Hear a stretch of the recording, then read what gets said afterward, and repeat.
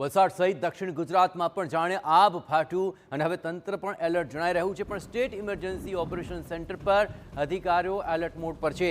24 કલાકમાં વલસાડના ઉમરગામમાં 42 ઇંચ વરસાદ ખાબક્યો છે। જરા વિચાર કરો, આટલા વરસાદમાં કેવી પરિસ્થિતિ ઉમરગામની અંદર સર્જાઈ હશે। પૂરની પરિસ્થિતિ અંગે સતત સમીક્ષા અને સંકલન કાર્ય શરૂ થઈ ચૂક્યું છે। કલેક્ટર સહિતના અધિકારીઓને વલસાડ ખાતે મોકલવામાં આવ્યા છે। અગાઉથી જ એનડીઆરએફ અને એસડીઆરએફની ટીમો અહીં તૈનાત કરી દેવામાં આવી છે। વધારાની ટીમોને પણ આવશ્યકતા મુજબ મોકલવામાં આવી છે।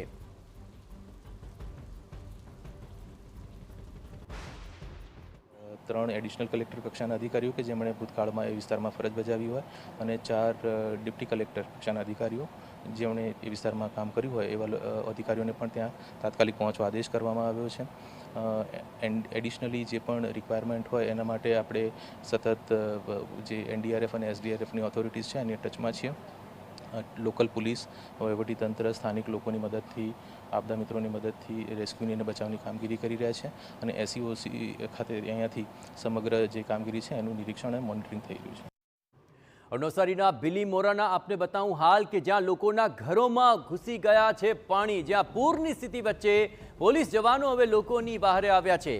અહીંના ઉંડાજ ગામમાં પૂરના પાણીમાં ફસાયેલા લોકોને બહાર કાઢવા માટે આ પોલીસ જહેમત ઉઠાવી રહ્યા છે। આ દ્રશ્યો આપ જુઓ, પોલીસ જવાન વિક્રમસિંહ ઠાકોરે બાળકને ઊંચકીને બહાર કાઢ્યા હતા। અન્ય વયોવૃદ્ધ લોકોને પણ તેમણે સુરક્ષિત રીતે બહાર કાઢ્યા હતા। તો પાણીમાં ફસાયેલા લોકોની બહારે હવે પોલીસ જવાનો આવી ચૂક્યા છે।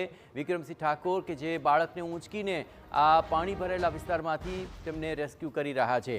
લોકોના ઘરોમાં અહીં પાણી ઘૂસી ચૂક્યા છે અને તેને કારણે આ વિકટ પરિસ્થિતિનો સામનો કરવો પડી રહ્યો છે। નવસારીમાં પણ જે જળબંબાકારની પરિસ્થિતિ છે તેમાં ખાસ કરીને નીચાણવાળા આ વિસ્તારોની અંદર, ઝૂંપડપટ્ટી વિસ્તારોની અંદર સૌથી વધારે વિકટ પરિસ્થિતિ છે। આપ જુઓ, આ વિક્રમસિંહ ઠાકોર કે જેઓ આ બાળકને ઊંચકીને આ કમર સમાણા પાણીમાંથી સુરક્ષિત રીતે બહાર કાઢી રહ્યા છે। જરા વિચાર કરો, આ પરિસ્થિતિની અંદર રહેવું કેટલું દોજક બની ગયું હશે।